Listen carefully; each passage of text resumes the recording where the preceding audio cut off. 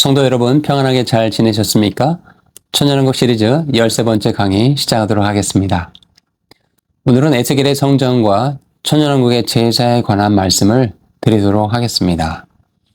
여러분, 에스겔서 40장에서 48장까지 무려 9장에 걸쳐서 묘사된 거대한 에스겔의 성전에 관련된 말씀이 있습니다. 그리고 그 안에 들여지는 동물의 제사에 관련된 기록들이 그런 기록들을 우리는 성경에서 볼 수 있어요.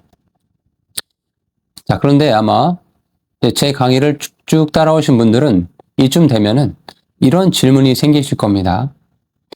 예수님께서 십자가에서 모든 율법의 모든 것들을 It is finished, 다 이루셨다라고 요한복음 19장 30절에 선포하셨는데, 그러면 천년왕국에서 왜 다시 동물의 제사가, 구약에 있었던 동물의 제사가 다시 진행이 되는 것인가? 히브리서 10장에서 그리스도의 한 번의 제사가 영원히 죄를 없앤다고 분명하게 성경이 선포하였는데, 히브리서 10장 14절이죠. 그런데 어떻게 천년왕국 시대에 그 속죄제와 번제의 헌물이 드려질 수 있는 것인가? 자, 오늘 함께 다룰 이 질문은 사실 신학계 내에서도 상당히 논쟁이 많고 쉽게 대답할 수 없는 질문이기도 합니다.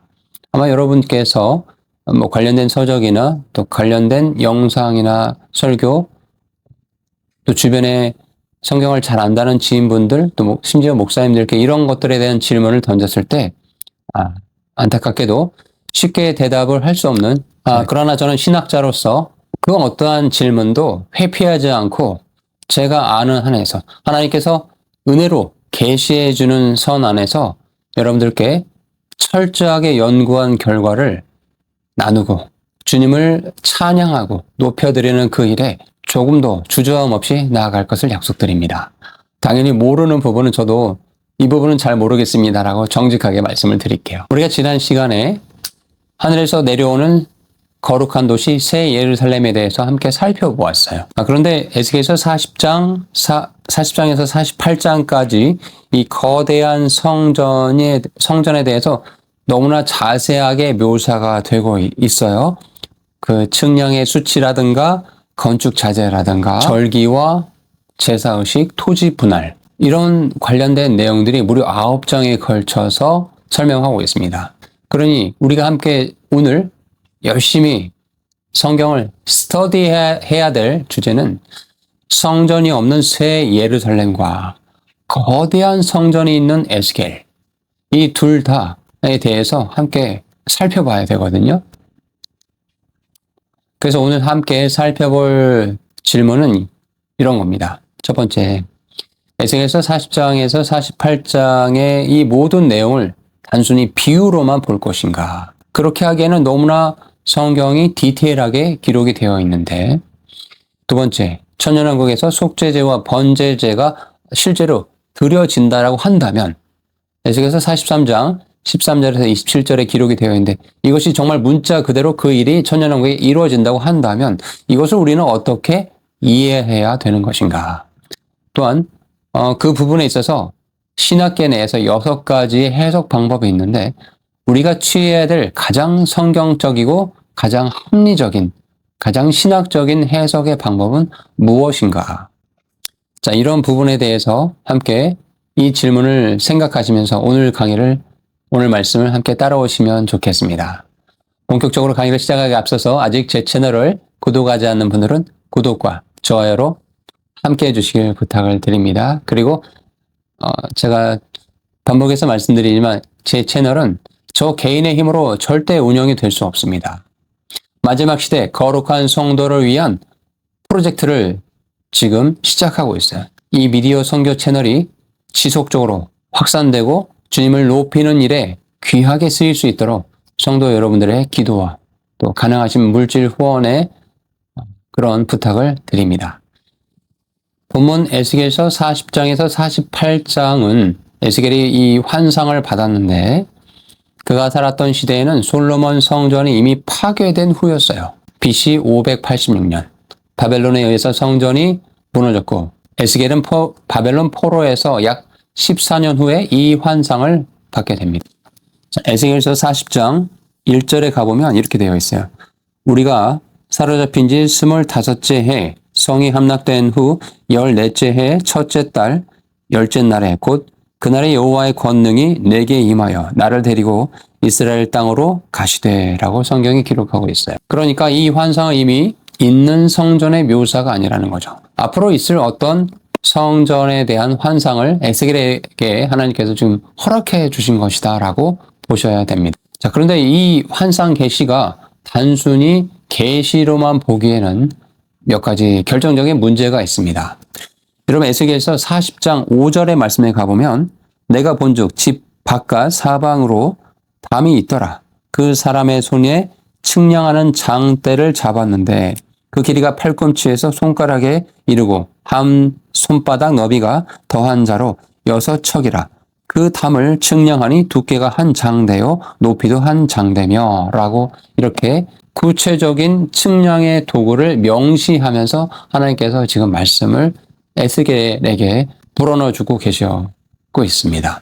자, 측량의 도구부터 정확히 명시가 되고 있죠. 여러분 이것이 일종의 비유라고 한다면 왜 이렇게 정밀한 도구의 묘사가 필요했겠습니까? 그 측량이 9장 전체에 걸쳐서 끊임없이 이어지고 있습니다.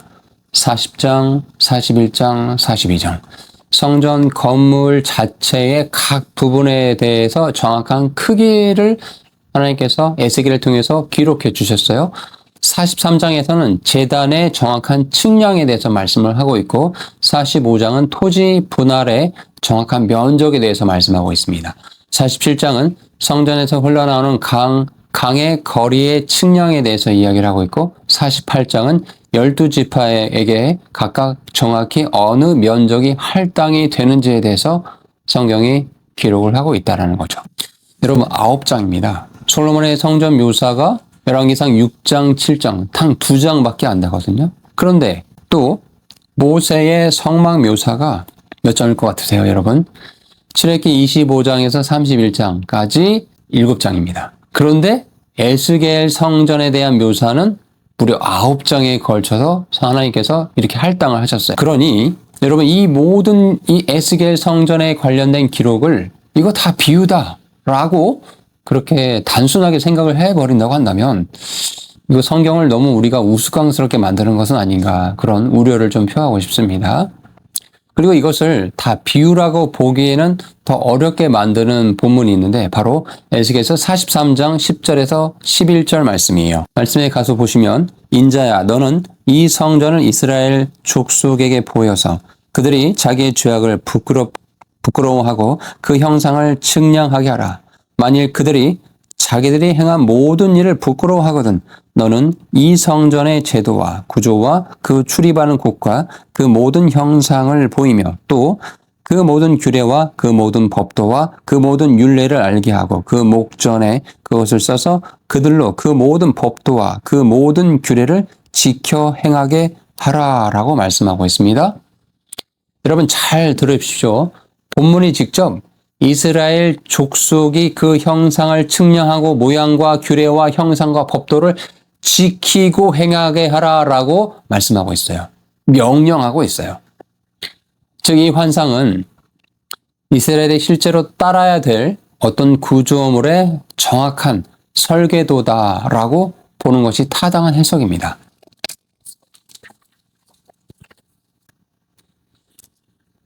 그래서 저는 이 에스겔서 말씀을 볼 때 이것을 단순히 비유로 처리하는 견해에 대해서는 좀 동의하기가 어렵습니다. 분명히 이 성전이 실제로 존재할 한 시대의 본문을 가리키고 있다라고 볼 것이고 그 시대가 우리가 지금 공부하고 있는 천년왕국 시대를 말씀하고 있는 것이다라고 말씀하고 있는 것이다라고 그렇게 이야기를 드리고 싶습니다. 여러분 성경 에스겔서 43장 18절에서 27절의 말씀을 가서 보시면 그 성전이 실제로 존재한다면 그 안에서 무슨 일을 행하게 되는지에 대해서 말씀을 하고 있어요. 특별히 에스겔서 43장 18절 이하의 말씀을 쭉 가서 보시면 거기에 이런 단어들이 등장합니다. 번제라는 말이 등장해요. 속죄 제물이란 말이 등장해요. 죄와 정결을 위한 제사이죠. 번제는 동물을 완전히 태우는 제사이죠. 또 피를 뿌린다라는 말씀이 나와 있어요. 실제 동물의 피에 대한 말씀을 이야기하고 있죠. 그리고 소카라, 카파르, 속죄와 정결의 동사를 표현하고 있습니다. 자, 지금 언급드린 이 단어들은, 이 용어들은 대부분 레위기 1장, 4장, 16장에서 우리가 이미 자세히 살펴본 동물 제사의 정확한 용어들이거든요. 근데 단순히 비슷한 단어가 아니라 정확히 같은 히브리어 단어를 지금 쓰고 있다는 겁니다. 자, 그리고 하나 더 볼까요? 에스겔서 45장 17절의 말씀에 가서 보시면 왕의 본부는 번제와 소제와 전제를 명절과 초하루와 안식일과 이스라엘 족속의 모든 정한 명절에 갖추는 것이니 이스라엘 족속을 속죄하기 위하여 이 속죄제와 소제와 번제와 감사 제물을 갖출지니라 라고 말씀하고 있어요. 여러분 여기서 깜짝 놀라셔야 되는데 형광벤치란 구절이 있어야 되는데 어디셨습니까? 보세요 여러분. 지금 이스라엘 족속을 속죄하기 위하여라고 성경이 말씀하고 있는데 위하여 속죄할지니라. 여러분 우리가 속죄란 단어에 여러분의 시선이 꽂혀야 돼요. 여러분 속죄란 단어는 그리스도의 십자가에서만 적용을 했었습니다. 맞습니까? 그런데 지금 이 본문은 천년왕국의 이 군주 또 왕이라고 할 수 있는 이 사람이 속죄제를 드린다고 성경이 기록하고 있는 겁니다. 여러분 바로 이 지점이 난의 구절이에요. 이 십자가에서 예수님께서 속죄의 사역을 다 이루셨다라고 말씀하고 있는데 왜 에스겔서에서는 왕이 군주가 이스라엘 족속들을 위해서 속죄하는가? 여러분 이것을 단순히 구약 신약이라고 단순하게 분리해서 보기는 어려워요. 왜냐하면 지금 우리가 함께 나누고 있는 에스겔서 45장 17절은 구약에 적혀 있긴 하지만 미래에 있을 천년왕국 시대에 대한 예언의 말씀이기 때문에 깊이 있게 봐야 될 필요가 있다는 겁니다. 잘 이해가 되시죠? 자, 그래서 이 문제에 대해서 신학자들 사이에 여러 가지 견해가 나눠져 있습니다. 그 부분에 대해서 좀 말씀을 드릴게요. 좀 복잡해서 제가 이 부분을 이 표로 정리를 했습니다. 이 표를 보시면서 제 설명을 잘 들으시기 바라요. 첫 번째 견해는 영적, 비유의 해석으로 보는 견해가 있습니다. 무천년설을 주장하는 대다수의 사람들이 이제 이렇게 보는 거예요. 뭐냐면 성전과 제사는 교회 또는 영적 실제의 상징일 뿐이다 라고 보는 견해인 거예요. 그러니까 왕이 또는 군주가 이스라엘 족속을 위해서 속죄한다 이 표현을 우리가 이해할 때 이거 그냥 영적인 상징이다 라고 봐야 된다라고 보는 견해가 있다라는 거예요. 그런데 그렇게 보기에는 제가 여러 번 말씀드린 대로 에스겔서 40장부터 48장까지의 너무 디테일한 이 설명을 모두 다 비유로 처리하기에는 어렵지 않은가, 이런 한계점이 있지 않은가 이런 생각이 듭니다. 자, 두 번째 견해는 이미 성취됐다라고 보는 견해입니다. 일부 보수 해석자들이 이렇게 보는데 스룹바벨 성전 재건의 예언이다 이 부분들이 그러면서 이미 성취가 된 것이다 라고 그렇게 주장하는 분들이 있습니다. 그런데요, 스룹바벨의 성전과 에스겔 성전에 대한 묘사가 너무 디테일 면에서 일치하지 않는 부분들이 많아요. 그러니까 이 부분도 그렇게 보기에는 한계가 있다라고 생각을 하셔야 됩니다. 세 번째는 가정 형식으로 해석하는 경우가 있어요. 무슨 얘기냐면 만약 이스라엘이 회개했다면이라는 조건부 예언을 가지고 보는 학자들이 있어요. 그런데요, 본문 자체는 반드시 이 일이 그렇게 될 거다, 되리라 라고 강하게 명령하고 있기 때문에 그 가정 형식으로 만약 이스라엘이 회개했다면 이러한 일들이 일어났을 것이다 라고 그렇게 소극적으로 해석하기에는 또 한계가 있다. 네 번째는 문자적 기념 견해예요. 즉 에스겔이 말하는 이 성전은 실제 성전이고 실제의 제사이지만 기념적인 의미를 갖고 있는 것이다. 십자가를 뒤로 바라보는 기념의 의미를 갖고 있다라고 하면서 월브우드와 펜테코스트 라이리가 보통 이런 주장을 펼칩니다. 다섯 번째는 의식적 정결 견해예요. 천년왕국에 있는 에스겔 성전 실제 제사이지만 성전의 의식적인 정결의 기능을 갖고 있다. 제리 헝거 등 일부 진보적 세대주의자들이 이런 견해를 펼칩니다. 그러면 저는 어떤 견해를 취해서 여러분들께 설명을 드릴 것인가? 바로 네 번째, 다섯 번째 견해를 통합해서 말씀드리고 거기에다가 자연인의 시각적 시청각 교육을 위해서 한 것이다 라고 이렇게 융합된 관점으로 말씀을 드릴게요. 왜 그런지에 대해서는 이제 지금도 말씀드릴게요. 첫 번째, 구약의 제사도 대속이 아니었다. 자, 이게 무슨 얘기냐?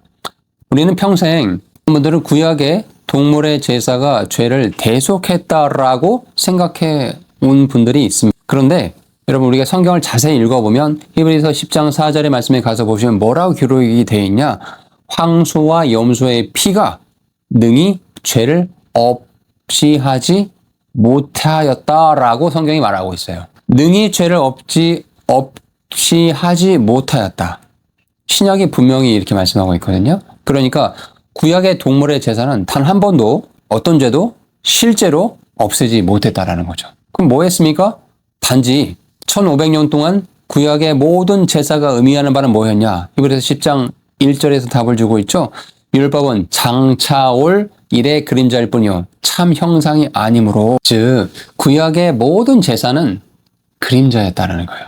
스키야, 실체가 아니었다라는 거예요. 그것은 미래에 올 그리스도의 십자가를 앞을 바라보고 가리키는 그림자였다라는 거죠. 죄를 실제로 처리하는 것이 아니라 그 그림자가 가리키는 실체, 즉 그리스도뿐이었다. 이해가 되시죠? 구약의 제사가 죄를 없애는 것이 아니라 예표의 기능을 담당했을 뿐이다. 죄가 실제로 처리되는 것은 시간상으로 미래에 있을 그리스도께서 십자가의 상에서 단번에 이 일을 이루신 것이다 라고 이해하시면 좋겠습니다. 자, 두 번째는 히브리서 10장 12절에서 14절 말씀인데 방금 말씀드린 거예요. 이 죄는 오직 그리스도께서 죄를 위하여 한 번 영원히 제사를 드리시고 하나의 우편에 앉으셨어요.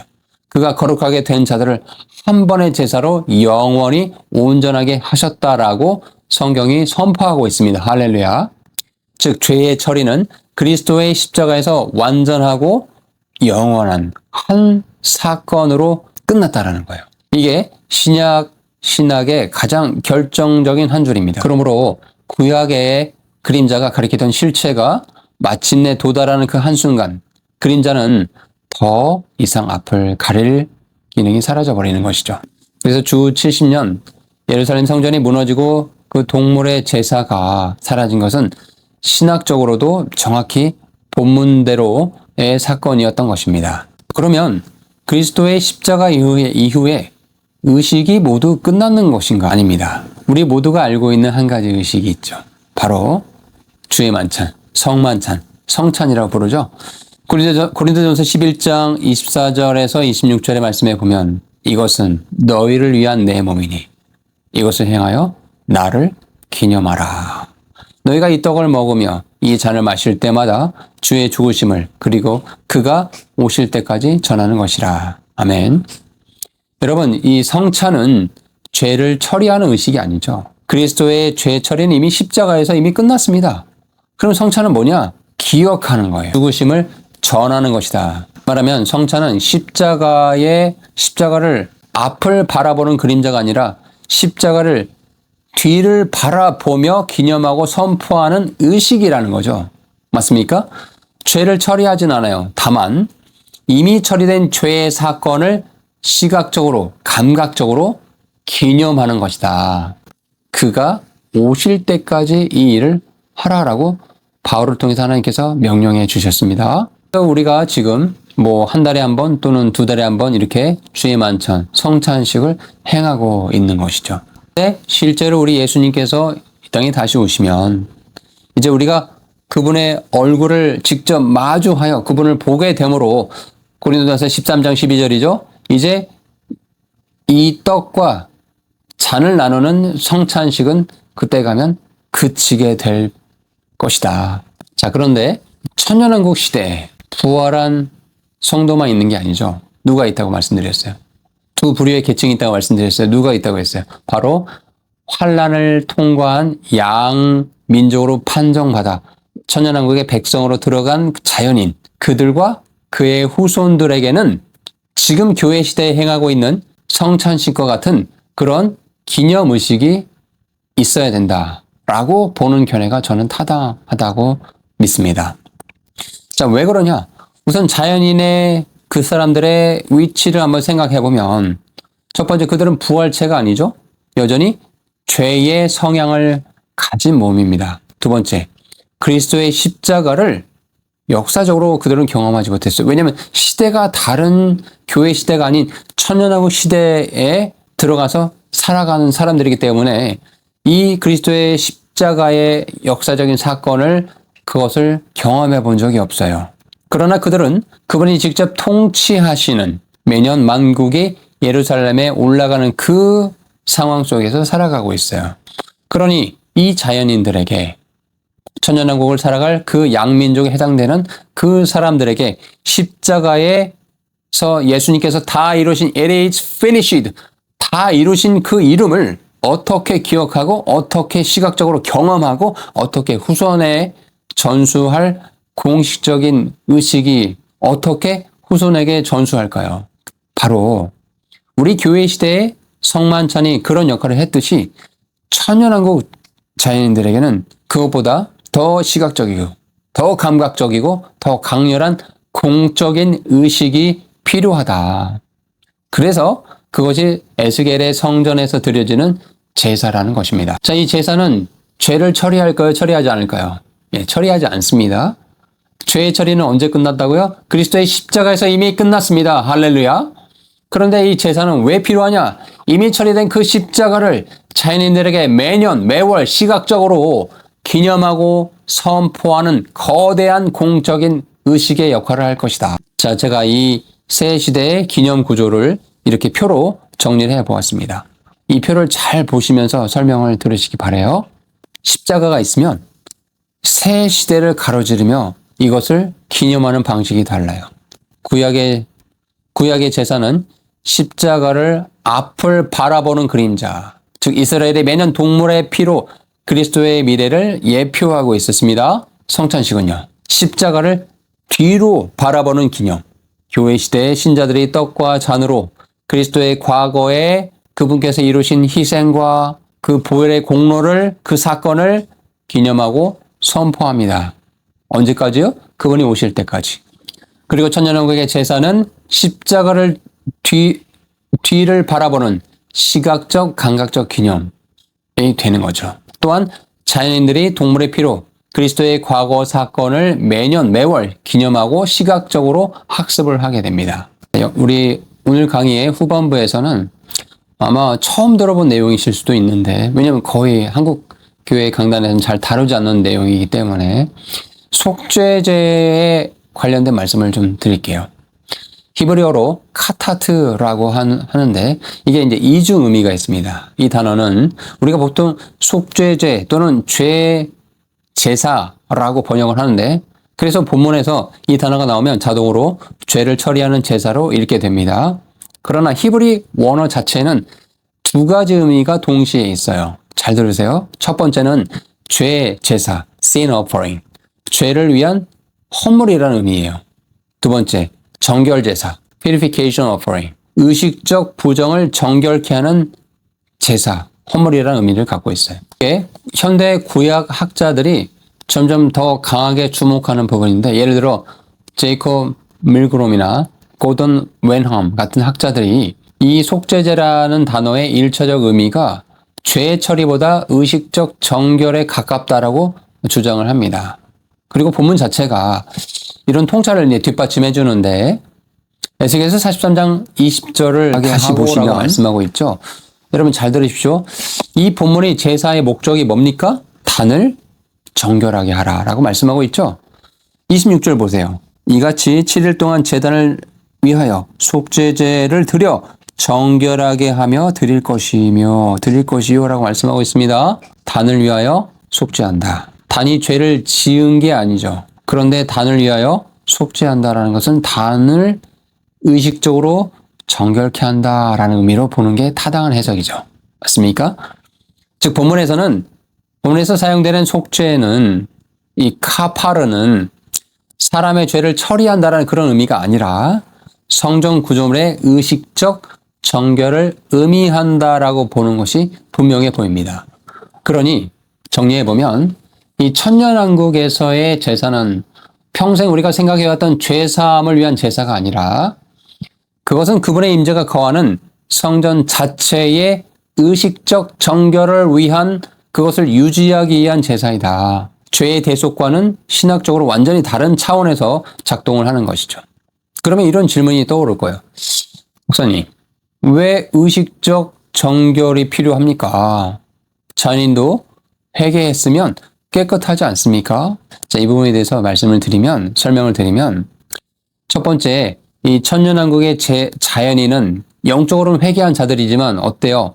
부활체는 아니죠. 그들은 어떻다고요? 여전히 죄의 본성, 성향을 갖고 있다고 말씀드렸어요.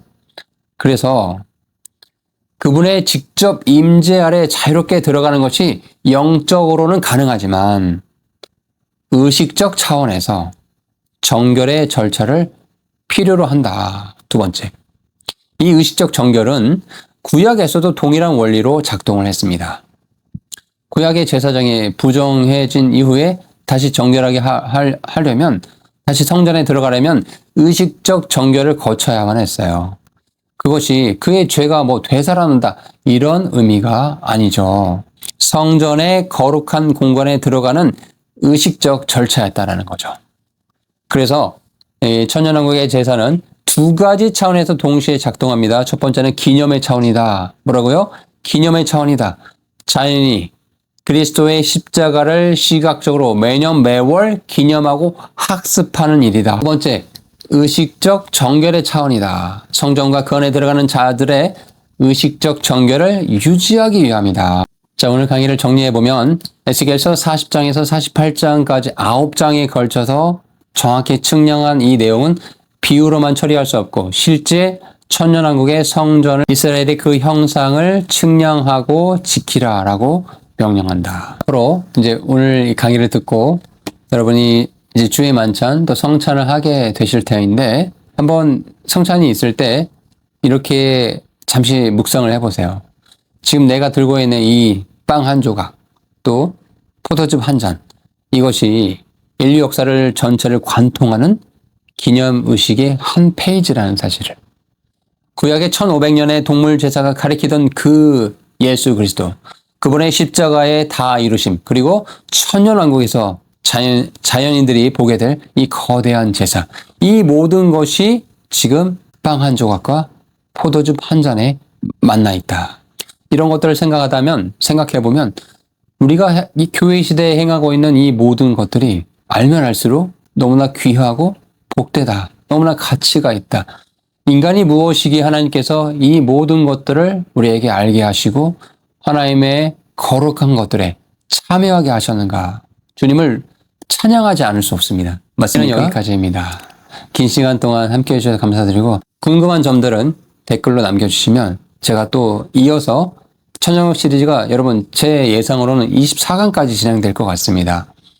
계속해서 계획은 그런데 여러분들이 궁금하시거나 이런 것들은 어떻게 충돌되는 게 아닙니까? 라고 의견을 주시면 그 부분을 더 해결하는 방향으로 내용을 더 추가해서 풍성하게 하나님 말씀의 깊은 진리를 함께 나누는 기쁨을 나누도록 하겠습니다. 긴 시간 동안 함께 해주셔서 감사드리고요.